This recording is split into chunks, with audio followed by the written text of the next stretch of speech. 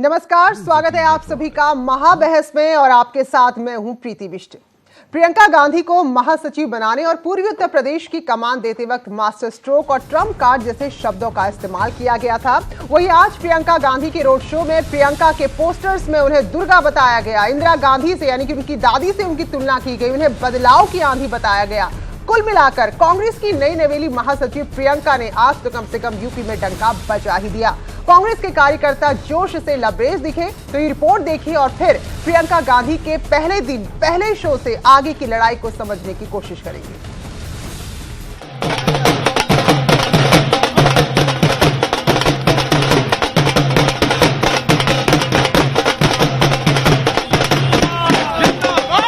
ढोल नगाड़ों की थाप, नाच गाना और नारेबाजी के बीच फूलों से प्रियंका गांधी के काफिले का स्वागत।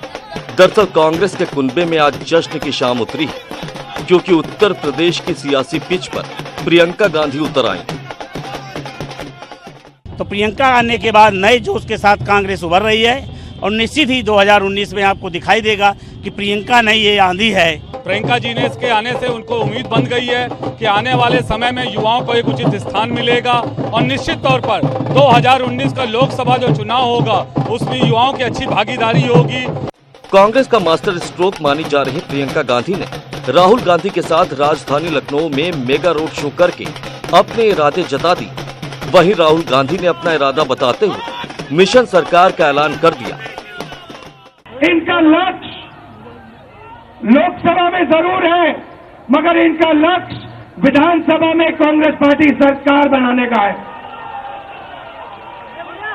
और हम यहाँ पे फ्रंट फुट पे खेलेंगे, बैक फुट पे नहीं खेलने वाले हैं। और जब तक यहाँ कांग्रेस पार्टी की विचारधारा की सरकार नहीं बनेगी, तब तक सिंधिया जी और प्रियंका जी और मैं चैन से नहीं रहेंगे। आम लोगों से मिलने मिलाने के इतर रोड शो में प्रतीकों का भी खूब ख्याल रखा प्रियंका गांधी ने। महात्मा गांधी, सरदार पटेल से लेकर डॉक्टर भीमराव अंबेडकर की मूर्तियों पर माल्यार्पण करना वो नहीं भूली। 15 किलोमीटर से ज्यादा लंबे रोड शो में हाव भाव से पूरी तरह राजनेता नजर आई प्रियंका गांधी। इसको इन लोग रोड शो कह रहे हैं, मगर जो बीजेपी को दिखता है ये रोड शो नहीं है, ये चोर मचाए शोर है। बहरहाल एक तरफ सपा बसपा के गठबंधन का गणित, दूसरी ओर सियासी फलक पर धूमकेतु की तरह चमकते मोदी योग। यानी नई सियासी पारी में प्रियंका की परीक्षा कठिन भले है, लेकिन पहले दिन के पहले शो में प्रियंका ने डंका तो बजा दिया है। अब सवाल यह है, क्या लोकसभा चुनाव में कांग्रेस का डंका बजा पाएंगी Priyanka Gandhi? Bureau report, news 18।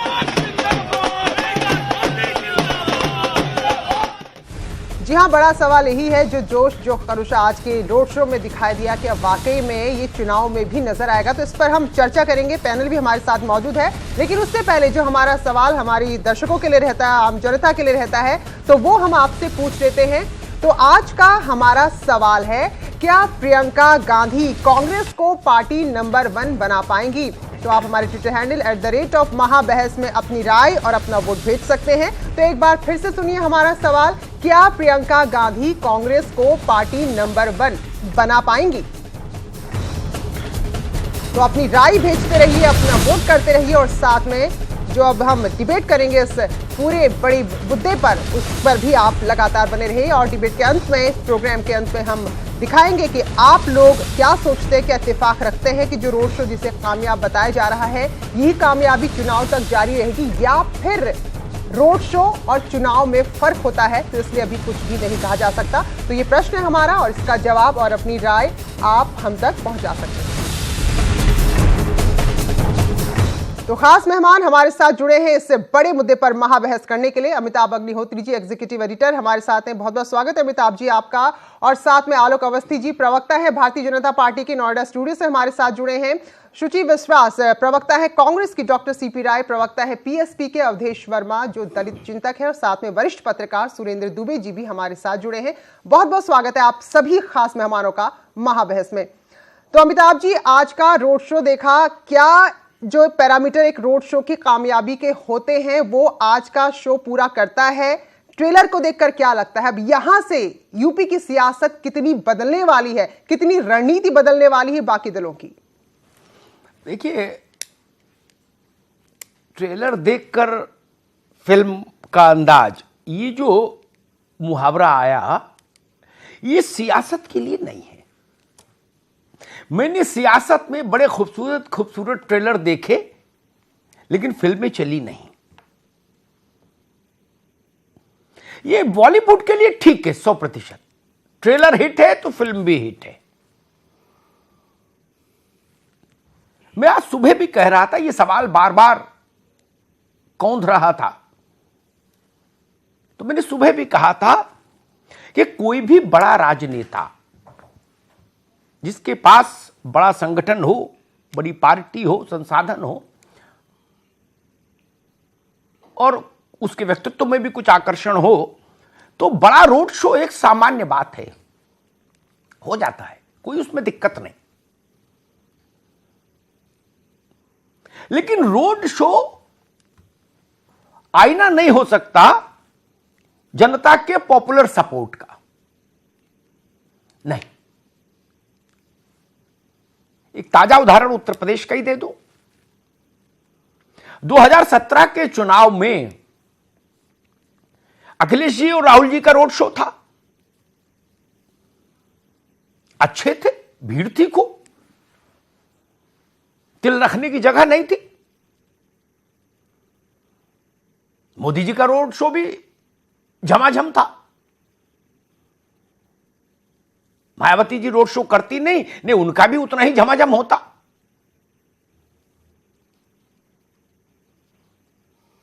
इसलिए मैं कहता हूं ये अंतिम पैमाना नहीं, चुनाव बिल्कुल अलग चीज है।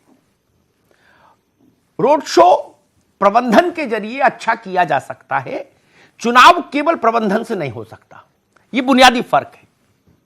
इसी बुनियादी फर्क पर मैं आज की बहस को रखना चाहूंगा। रोड शो अच्छा था, प्रियंका गांधी का एक आकर्षण है, इससे कोई इनकार नहीं कर सकता, ना उनके समर्थक ना उनके विरोधी। और जो ये कहते हैं कि नहीं प्रियंका गांधी में करिश्मा नहीं, आकर्षण नहीं, कतई, फिर वो लोग मुझे लगता है कि गैर व्यवहारिक बात कर रहे हैं। लोग देखना चाहते हैं, लेकिन देखना और नेतृत्व सौंपना दो अलग बातें हैं। अब प्रियंका जी की चुनौती शुरू होती है आज से।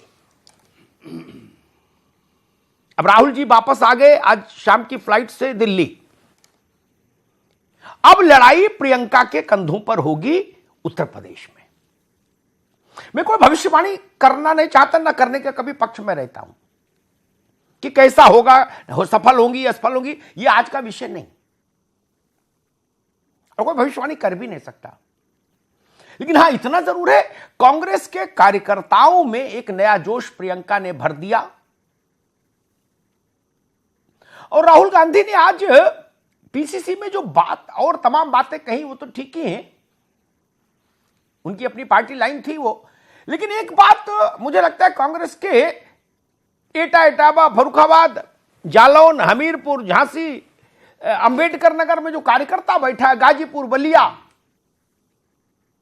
उसको जरूर अच्छी लगी होगी। और ये बात भाजपा में भी जब कोई नेता कहता है तब भी अच्छी लगती है कार्यकर्ता को। मैं तो सब पार्टियों के कार्यकर्ताओं से मिलता हूं कि भाई जहाज में घूमने वालों को आगे बढ़ाने से कुछ हासिल नहीं होगा, जमीन पर चलने वालों को आगे बढ़ाओ। यह बात सपा का कार्यकर्ता को अच्छी लगती है, बसपा के कार्यकर्ता को अच्छी लगती है, कांग्रेस के कार्यकर्ता को अच्छी लगती है, भाजपा के, हर पार्टी के कार्यकर्ता को यह अच्छी बात लगती है कि गणेश परिक्रमा वालों से पार्टी को मुक्त करो। अन्यथा वही 150 लोग हैं जो नेतृत्व को घेरे रहते हैं पूरे 5 बरस। कार्यकर्ता तो दरी बिछाते बिछाते बूढ़ा हो जाता है। यह बात अच्छी थी। इस बात से भी इनका काडर जरूर गैल्वनाइज होगा, एनर्जी लेवल उसका बढ़ेगा। लेकिन फिर भी मैं कहूंगा उत्तर प्रदेश की राजनीतिक स्थितियां बहुत विकट होती हैं, उसमें तमाम डायमेंशन हैं, तमाम आयाम हैं, तमाम कोण हैं। वो अपने आप में एक देश है, इसलिए अंतिम निर्णय पर अभी नहीं पहुंचा जा सकता। प्रियंका गांधी सफल हैं कि असफल हैं, इसके लिए अभी थोड़ा इंतजार करना होगा।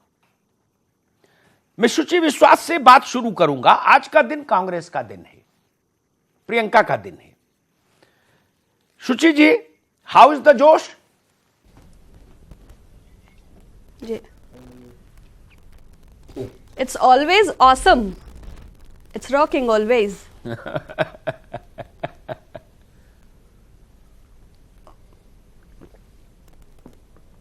प्रियंका गांधी का 4-5 घंटे का रोड शो,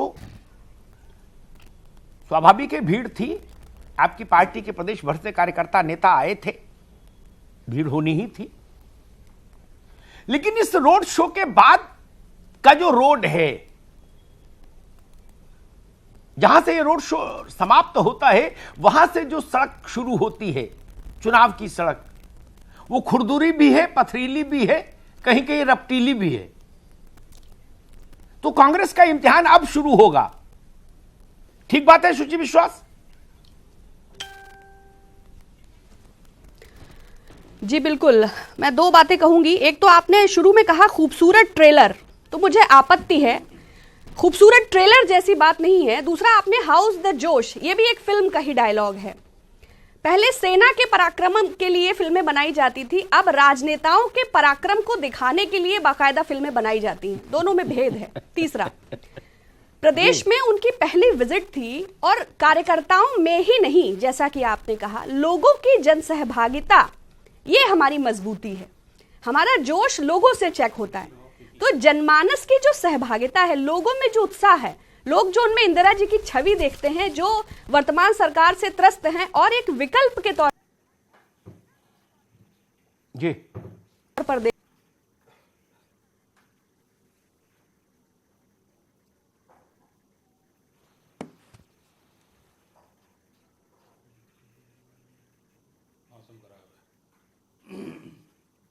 सांघिक संगठनों से कार्यकर्ताओं को बुलाकर एक हिट प्रोग्राम की तरह इवेंट को ऑर्गेनाइज करना, निश्चय ही आपका बहुत बड़ा पत्रकारिता करियर है। आपने ढेर सारे रैली और इवेंट देखे हैं, आपके उदाहरण भी दुरुस्त हैं।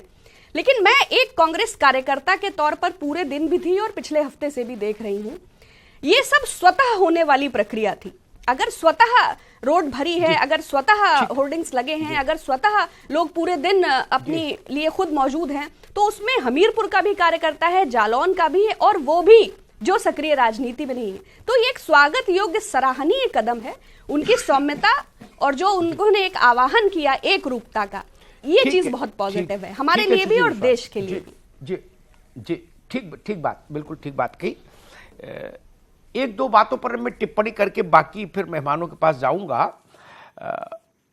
शुचि जी, मैंने अखिलेश जी का रोड शो देखा 17 में।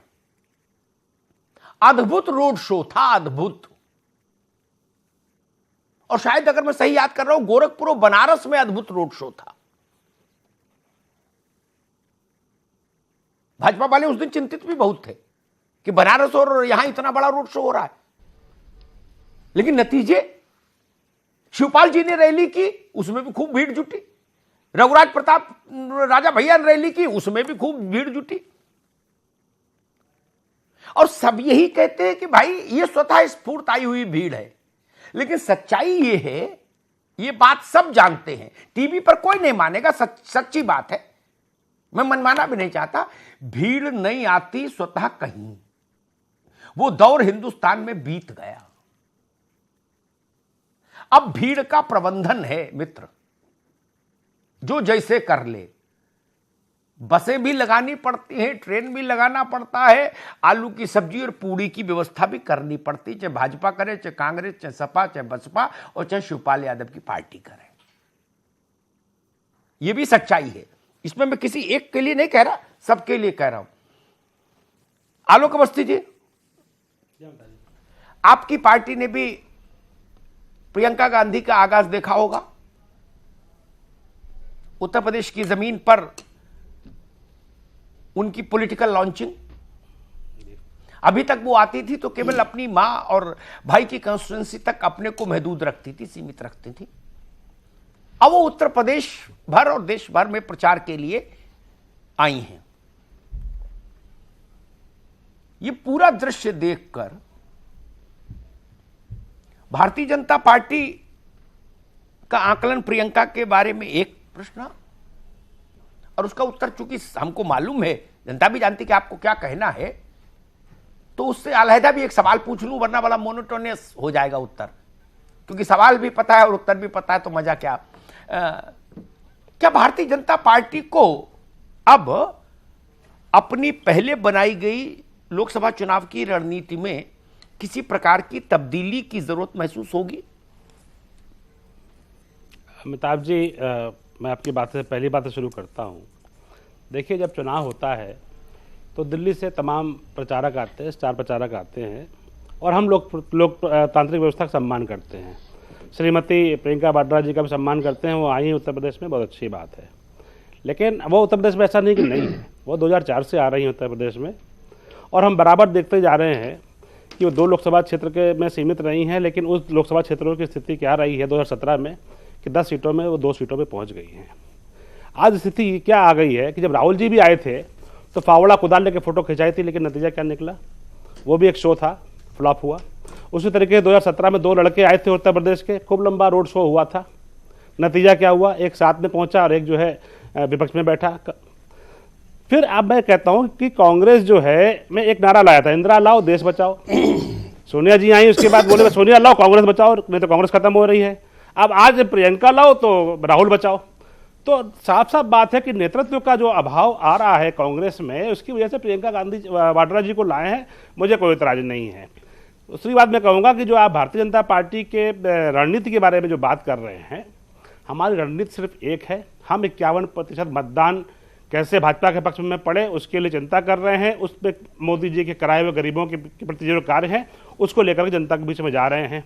एक बात और कहना चाहूंगा, उसके बाद फिर आपको मत देता हूं। जैसे मिर्चे का डीएनए देखा होगा आपने, कई प्रजाति की मिर्चे होते हैं, कई रंग बिरंगे होते हैं, स्वभाव कड़वा होता है। आम का भी स्वभाव खट्टा और मीठा होता है, कई तरह के रंग के स्वभाव होते हैं। वैसे कांग्रेस का भी एक डीएनए है, वो है भ्रष्टाचार का। कोई भी कांग्रेस परिवार से आएगा, लेकिन वो जो पीढ़ियों से जो थाती आ रही है वो भ्रष्टाचार की ही आ रही है, इसलिए कोई उसको नया कुछ देश के लिए देने वाला है ऐसा दिखता नहीं है। ठीक है, ठीक है। सीपी राय साहब, आपके पास लंबा राजनीतिक तजुर्बा है। एक बड़ी राजनीतिक परिघटना घटी, मैं इस अवधारणा से सहमत नहीं हो सकता कि प्रियंका का आना कोई छोटी राजनीतिक परिघटना है। जो लोग ऐसा मानते हैं, मैं उनसे सहमत नहीं होता। परिघटना तो बड़ी है, इसका क्वांटम कितना निकलेगा अंत में ये परिणाम बताएंगे लोकसभा के। भारतीय जनता पार्टी और जो अन्य दल हैं, सपा है, बसपा है, आपकी पार्टी है, रघुराज प्रताप की पार्टी है, और जो तमाम दल हैं, उन सब पर इस आज की राजनीतिक घटना का चुनाव के संदर्भ में क्या प्रभाव पड़ सकता है?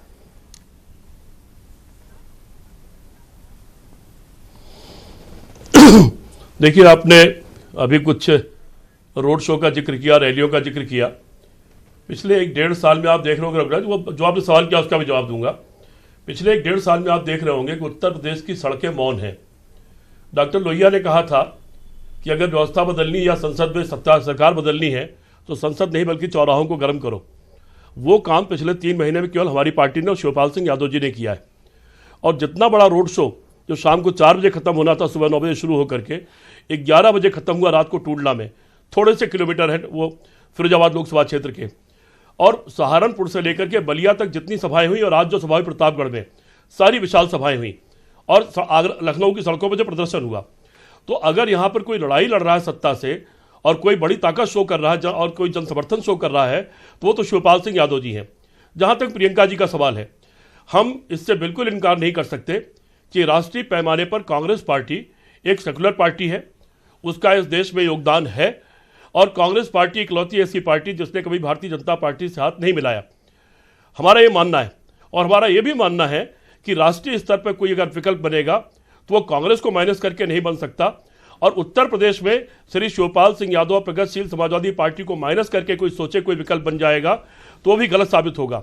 उसके बिना कोई विकल्प नहीं बन सकता। आज प्रियंका जी आई, ये उनके पार्टी का अधिकार है, भारत का नागरिक हो, दिवालिया ना हो, पागल ना हो, उसको अधिकार है राजनीति में हिस्सा लेने का। कौन पार्टी अपने किस नेता को कहां तक पहुंचाना चाहती, ये उस पार्टी का अधिकार है। प्रियंका जी को भी शुभकामनाएं और कांग्रेस पार्टी को भी शुभकामनाएं हमारी तरफ से। असर क्या पड़ेगा ये आने वाला समय बताएगा।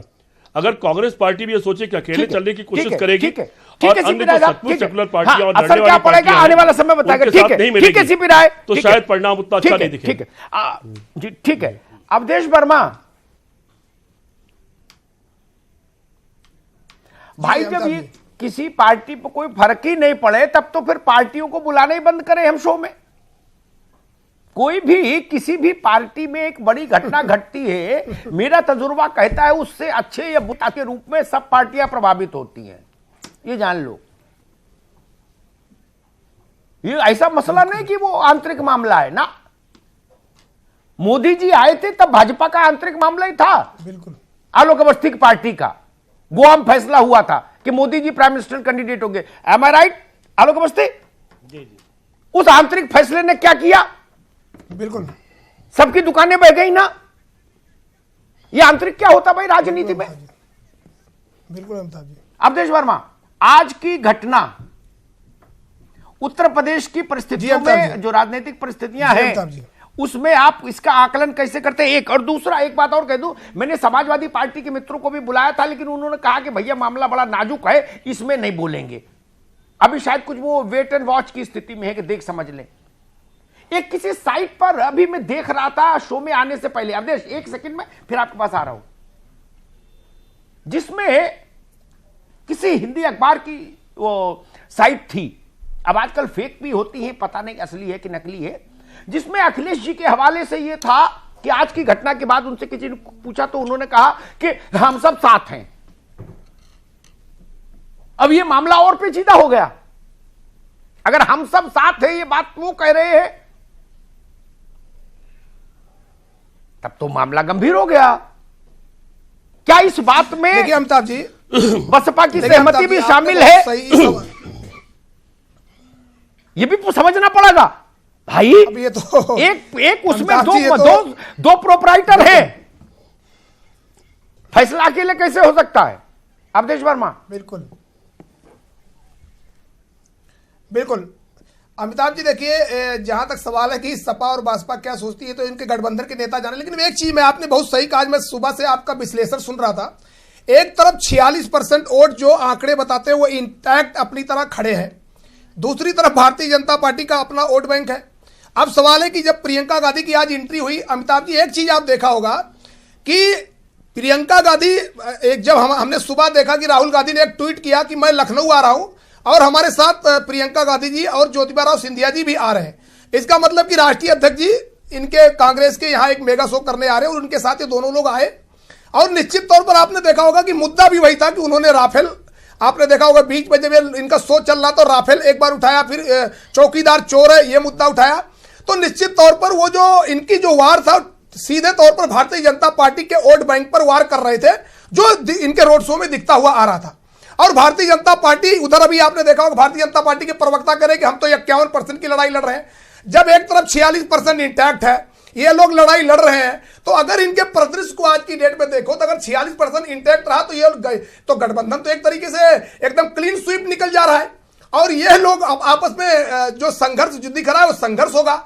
और निश्चित तौर पर प्रियंका गांधी को लोग कह रहे कि इंदिरा गांधी की छवि देख रहे हैं। एक चीज हमने उस दिन भी ये कहा था अमिताभ जी, इंदिरा गांधी जी 50 साल में इंदिरा गांधी बनी थी, अब 50 दिन चुनाव है, 50 दिन में प्रियंका जी एक स्टार प्रचारक तो बन सकती हैं लेकिन इंदिरा गांधी नहीं बन सकती। इंदिरा गांधी बनने के लिए अभी 50 साल जब इंदिरा गांधी जी को लगा था तो इनको बहुत साल अभी लगेगा इंदिरा गांधी बनने के लिए। छवि देखने से और वास्तव में वोट में तब्दील होने के लिए छवि नहीं देखी जाती, अभी काम आएगा, अब संघर्ष आएगा।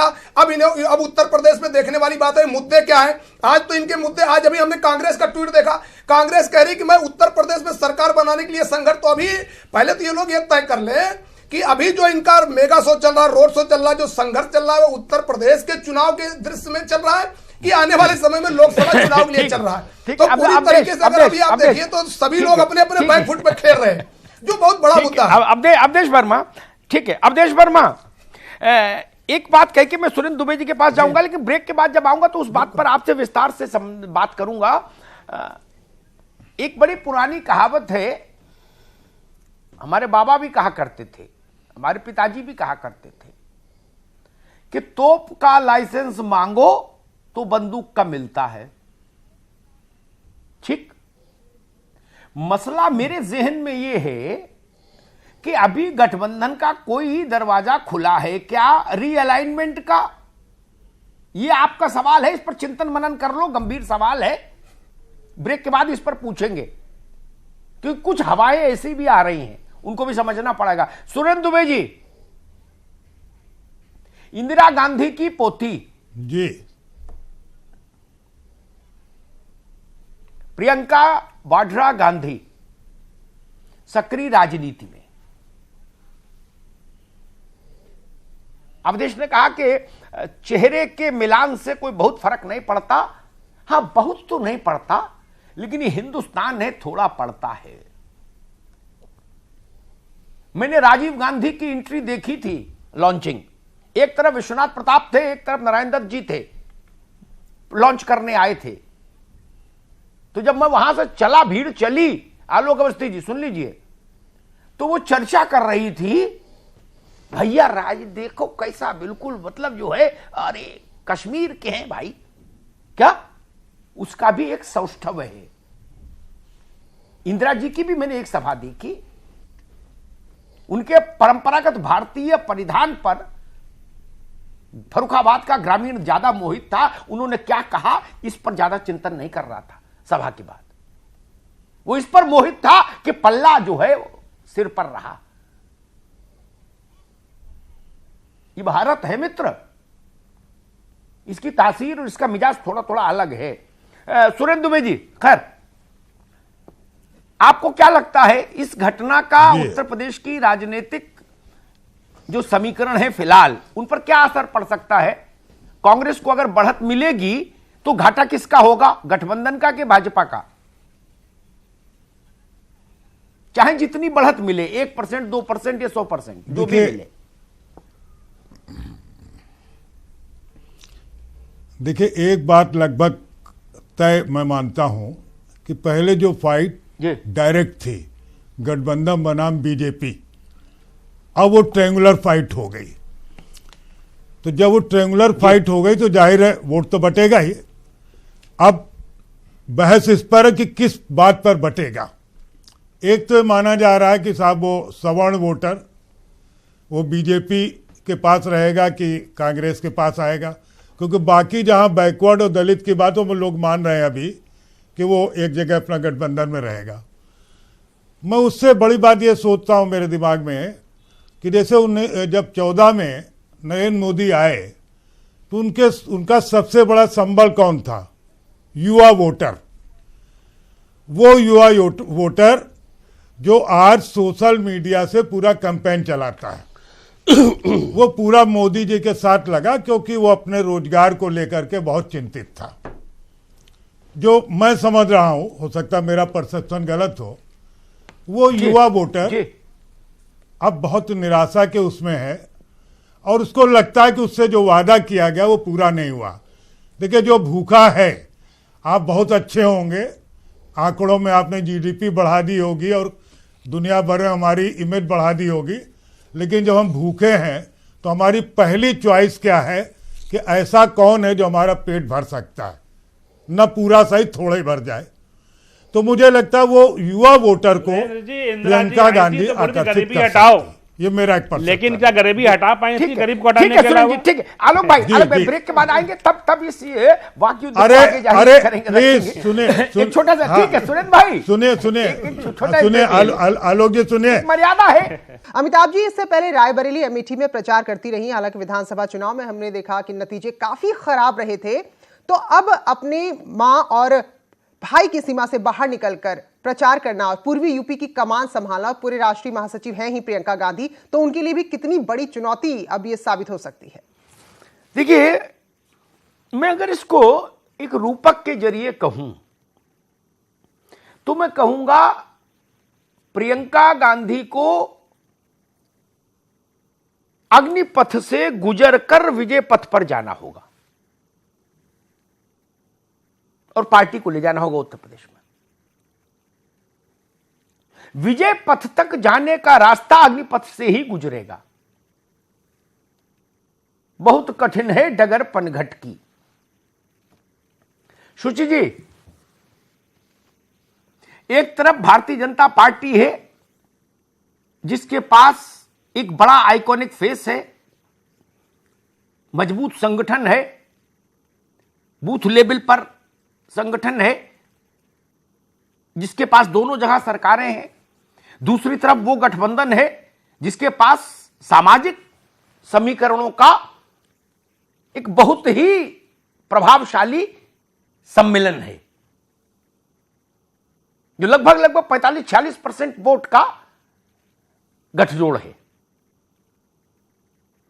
और तीसरी तरफ प्रियंका गांधी और कांग्रेस है। रास्ता बहुत कठिन है। कांग्रेस सहमत है इस बात से?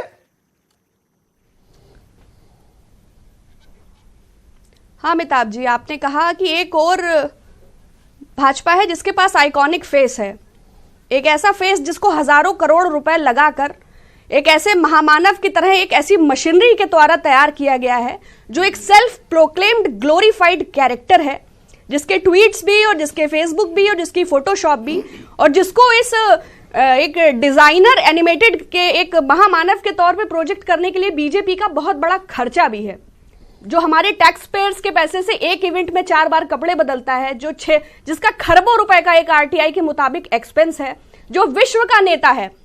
दूसरी ओर एक बहुत मजबूत उनका संगठन है जिसमें बजरंग दल है, जिसमें हिंदू वाहिनी है ना, जिसमें और विश्व हिंदू परिषद है, जिसमें वो हिंदू हृदय सम्राट तोगड़िया जी थे, जिसमें यशवंत जी हैं, जिसमें शत्रुघ्न सिन्हा जी हैं, जिसमें आडवाणी जी हैं, जिसमें गडकरी जी हैं। बहुत मजबूत संगठन।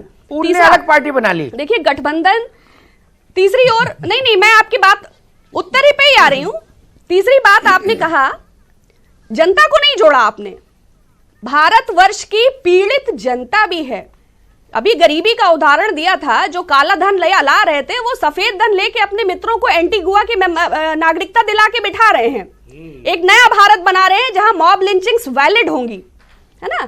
तो एक त्रस्त जनता भी है जहां रोजगार नहीं है, जहां किसान आत्महत्या कर रहे हैं, जहां जवानों पे राजनीति हो रही है, और हमारे पास एक ग्लोरीफाइड कैरेक्टर प्राइम मिनिस्टर है।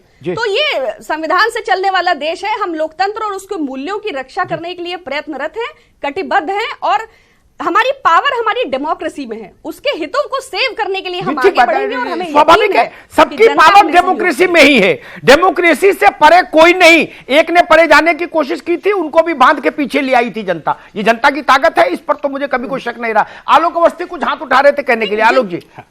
अमिताभ जी, डेमोक्रेटिक सिस्टम का जो इस समय हालात है। विश्वास जी, हाँ जी, आप सुन लीजिए, आप मेरी बात सुन लीजिए। आलोक जी, सुचि जी हमारी बहन है, उन्होंने जो बात कही मोदी जी के लिए कि वो कपड़े अच्छे पहनते हैं, क्या देश के नेता को अच्छा नहीं दिखना चाहिए? वो आपके देश को रिप्रेजेंट कर रहा होता है, 125 करोड़ जनता का प्रतिनिधि है। आप ऐसी बात कर रही हैं। फिर आप बात करती हैं कि चौकीदार चोर है। वाकई में कहता हूं कि लड़ाई चौकीदार और चोर में ही है। चौकीदार और चोर में कैसे है मैं बताता हूं। जो भ्रष्ट है उसे मोदी से कष्ट है। ना खाऊंगा ना खाने दूंगा की बात मोदी जी करते हैं। मैं उसमें एक चीज और जोड़ता हूं कि जिन्होंने खाया है उनके हलक से भी निकालूंगा। क्या मैं एक बात करता हूं अमिताभ जी, लोग कहते थे इतना कमा लो कि पीढ़ियां बैठ के खाएं, तो इतना क्या कर लो कि पीढ़ियां खाएं?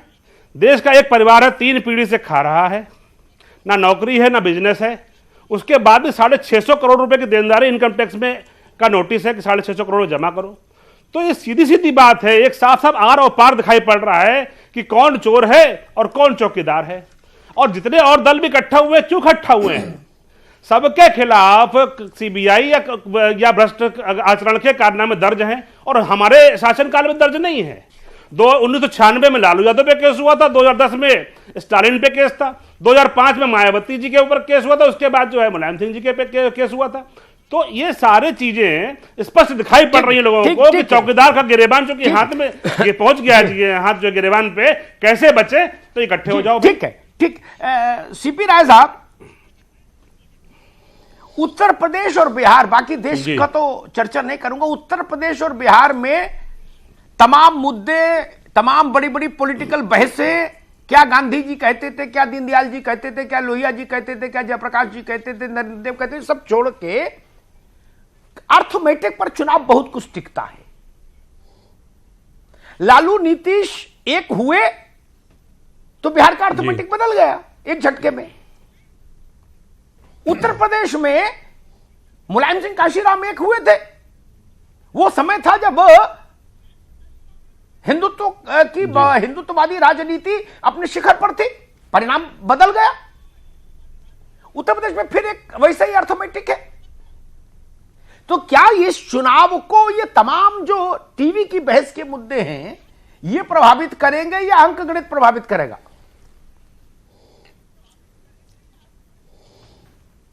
देखिए, दोनों हालात हैं।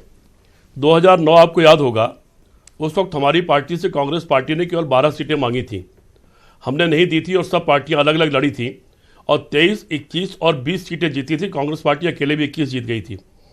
इस वक्त के हालात भी दूसरी तरह के हैं। एक चीज़ मैंने पिछली बार की बहस में आपसे कहा था, और बल्कि आप कह रहे प्रेडिक्शन नहीं करता, चूंकि मेरे प्रेडिक्शन पहले भी सही साबित हुए। मैंने कहा था बीजेपी जनता की निगाह से उतर चुकी है। सीमाओं पर मरते हुए सैनिक, कारगिल युद्ध से ज़्यादा लोग इस सरकार में सीमा पर मर चुके हैं। महंगाई और जितने वादे किए गए थे, एक भी वादा पूरा नहीं किया गया। सारे वादा पूरा करने में केंद्र की सरकार असफल साबित हुई है। 4.5 साल बीत गए, लाखों करोड़ रुपए के भ्रष्टाचार की बात की गई थी और किसी भ्रष्टाचार पर किसी को कार्रवाई नहीं हुई, कोई जेल नहीं गया। अंतिम समय में अचानक लोगों के ऊपर तमाम कार्रवाइयां होना और छापे पड़ने शुरू हुए। अरे रुकना होगा, मैं दोनों को रोकूंगा।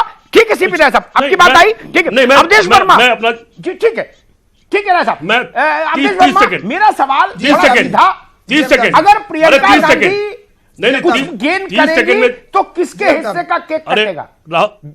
अमिताभ जी, अमिताभ जी, मेरा जवाब, अमिताभ जी एक चीज मेरा जवाब पूरा नहीं हुआ। अमिताभ जी एक बार 30 सेकंड चाहिए था मुझे, जवाब पूरा नहीं हुआ। 30 सेकंड में 30 सेकंड में बात, अवधेश एक मिनट, 30 सेकंड में बात, 30 सेकंड, खाली 30 सेकंड जी। हाँ 30 सेकंड। मैं ये कह रहा था, इस चुनाव में जो मैं हालात देख रहा हूं, आपने मुझसे पूछा था मेरे अनुभव की बात। पिछली बहस में मैंने आपसे कहा था बीजेपी लाख ताकत लगा ले 150 के आसपास सीट रहेगी, इसके ऊपर नहीं जाएगी। उत्तर प्रदेश में भी जैसे लालू यादव की पार्टी की और कांग्रेस का बिहार में समझौता है, उत्तर प्रदेश में भी कांग्रेस पार्टी का अगर शिवपाल यादव जी से समझौता हुआ, ये पार्टी 40 से 50 सीट की पार्टी बनेगी और नंबर 1 साबित होगी। देखिए ठीक है अवधेश वर्मा, प्रियंका गांधी केक उतना ही है 80 सीट। एक मिनट भाई, 80 सीट का केक है, वो 81 नहीं हो सकता, चाहे सिर के बल खड़े हो जाओ। प्रियंका गांधी अगर जरा भी एक्टिव होंगी, जरा भी गेन करेंगी तो किसका केक काटेंगी? आपका कि बीजेपी, मतलब गठबंधन का कि बीजेपी का? छोटी सी टिप्पणी, फिर दुबे जी के पास जाऊं। देखिए अमिताभ जी एक चीज बता दूं, एससीबीसी जो वोट है पूरी तरीके से इंटैक्ट है। क्योंकि मैं एक छोटा उदाहरण दूंगा, इससे आपको बता दूं कि कांग्रेस कोई भी इसको गेन नहीं ले पाएगी। कांग्रेस को मैं आपको बताता हूं, मधुसूदन मिस्त्री जी, निर्मल खत्री जी, इन लोगों के साथ हम राहुल गांधी से मिले। हमने कहा राहुल गांधी साहब, आप जब कांग्रेस की गवर्नमेंट जाते जाते पदोन्नत का बिल पास करके और छोड़ गए, और अब जब भाजपा की सरकार है जो दलित विरोधी काम कर रही है, वो जब मुद्दा नहीं उठा रही, तो आप कम से कम ये मुद्दा हमारा उठाइए। और हम लोगों से राहुल गांधी ने यही कांग्रेस दफ्तर में कहा कि जैसे आपकी सत्र चलेगा मैं आपके मुद्दे को उठाऊंगा, जोर शोर से उठाऊंगा। और हमने उनसे यह भी कहा था कि पदोन्नत के मुद्दे पर तो कभी आपने संसद को नहीं रोका और हर मुद्दे पर रोकते हैं। और आपको जानकर आश्चर्य होगा, वो वहां से जाने के बाद वहां पे इसके बाद वो भूल गए, उनको ये मतलब नहीं है दलित और बैकवर्ड का क्या मुद्दा। भी कल भी हमने एक बहुत बड़ा हम लोगों ने मार्च निकाला, उसमें 10,000 से ज्यादा लोग शामिल हुए। और जब हमारा मुद्दा उठता है, जब एससीबीसी का मुद्दा उठता है, तो बीजेपी तो कहीं सुनने की तैयार नहीं है। बीजेपी तो हमारा विरोध करती है, कांग्रेस भी सुनने के बाद भी, राहुल गांधी जो राष्ट्रीय अध्यक्ष हैं, हम लोगों के मुद्दे सुनने के बाद भी जब मुद्दा नहीं उठाते तो एससीबीसी इनके साथ क्यों जाएगा? ठीक है ठीक है। अरे भाई मेरा समय बहुत आगे निकल गया बहस का। ठीक है अवधेश भाई, ठीक है। सुरेन जी, अगर प्रियंका गांधी 2 सीट पर कांग्रेस है 7.5% वोट परसेंटेज में अगर आगे बढ़ाती है कांग्रेस को, या सीट्स के नंबर ऑफ सीट्स में, तो किसकी सीटें कम होंगी, किसका वोट परसेंटेज कम होगा, घाटा किसको होगा, गठबंधन या बीजेपी?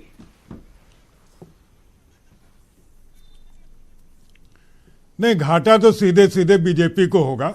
गठबंधन में डेंट काफी मुश्किल से लगेगा। आज के जो स्थिति है। लेकिन बीजेपी ठीक है दुबे जी, समय समाप्त हो रहा है, समय समाप्त हो रहा है। जनता क्या कह रही, जरा वो पूछ लेते। प्रीति जरा बताइए जनता क्या कह रही है। जी बिल्कुल, तो पैनल ने अपनी अपनी राय रख ली और जो विशेष से आए थे उन्होंने अपने हिसाब से राय रखी, लेकिन जनता की जो राय है वो मायने रखती है अंतिम में और चुनाव में वही वोट करेगी। तो सवाल हमारा था, क्या प्रियंका कांग्रेस पार्टी को नंबर 1 बना पाएंगी? हमेशा की तरह दर्शकों ने अपनी राय भी भेजी है और अपने वोट भी किए हैं और आज का जो नतीजा है वो ये है, 50% लोग ये मानते हैं कि हाँ, प्रियंका गांधी कांग्रेस को पार्टी नंबर 1 बना देंगी, जबकि 47% की राय ना में है। तो अमिताभ जी, बहुत ज्यादा अंतर नहीं नजर आ रहा है इसमें। देखिए ये दोनों के लिए विन विन सिचुएशन है। ये शुचि विश्वास के लिए भी प्रसन्नता का मैंडेट है और आलोक अवस्थी के लिए भी प्रसन्नता का मैंडेट है कि कांटा बिल्कुल बराबर पर है। 50 इधर हाँ में है, 50 ना में है। लेकिन मैं एक बात जरूर कहूंगा, रैली और रोड शो चुनाव परिणामों की प्रतिछाया नहीं होते, वो उसका ट्रेलर नहीं होते। चुनाव एक बिल्कुल अलग किस्म की विधा है। और दूसरी महत्वपूर्ण बात मैं कहूंगा, प्रियंका गांधी का सक्रिय राजनीति में पदार्पण, ये तो नहीं कह सकता कि कांग्रेस को वो कितना ऊपर ले जा पाएंगी, लेकिन आज कांग्रेस के पास कुछ खोने को नहीं है। उत्तर प्रदेश में 84 में 51% वोट था कांग्रेस के पास, 51%। इसी उत्तर प्रदेश में 51%। बहुत किस्मत से 51% किसी पार्टी को मिलता है। आलोक जी कह रहे कोशिश करेंगे, लेकिन कोशिश के बाद भी मिलना बड़ा मुश्किल होता भाई। था आज 7.5%, 2 सीट कांग्रेस आगे जाएगी। कितना आगे जाएगी ये तो ज्योतिषी जी बता सकते हैं या बड़े राजनेता प्रोडिक्शन करने का साहस कर सकते हैं, मैं वो करूंगा नहीं। लेकिन हां, प्रियंका की मौजूदगी कांग्रेस शिथिल पड़ी कांग्रेस के स्नायु तंत्र को चैतन्य जरूर कर देगी। वो चैतन्यता वोटर को कितनी भाएगी, वोटर तक कितनी जा पाएगी, ये कांग्रेस का जो वर्क फोर्स है कांग्रेस की, उस पर भी निर्भर करेगा। पानी बरसे भी तो बाल्टी तो खुद रखनी पड़ेगी ना। कई बार नेता तो करंट पैदा कर देता है, संगठन नहीं होता उस करंट को नीचे बूथ तक ले जाने के लिए। यह भी एक बड़ी समस्या होती है। कई पार्टियों में कई अवसरों पर मैंने देखा उनके लीडर्स ने करंट पैदा किया, लेकिन संगठन नहीं था जो नीचे ले जाके उसको वोट में कन्वर्ट कर पाए। कांग्रेस के लिए ये फिलहाल बड़ी चुनौती है और इस चुनौती से वो जितनी सजगता और सक्षमता से निपट लेगी, उतना ही प्रियंका गांधी की जो भविष्यवाणी की जा रही है कि वो सफल होंगी कि असफल, इस सवाल का उत्तर इसी में निहित है। धन्यवाद। बहुत बहुत शुक्रिया आप सभी खास मेहमानों का आज की महाबहस में शामिल होने के लिए। इसी के साथ आज के प्रोग्राम में इतना ही।